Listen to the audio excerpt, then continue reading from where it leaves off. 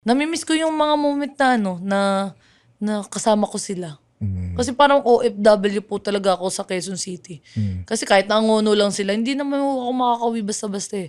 Tatawag na lang ako, andun yung point na parang naisip ko na, dati ayokong makisabay sa kanila kumain kasi ako yung maghugas ng pinggan pagtapos.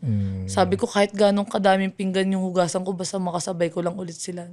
Yun yung mga moment na Nami-miss mo sila? naiiyak tuloy ako. Dapat masaya lang 'to, eh, sabi mo, eh. Sige lang.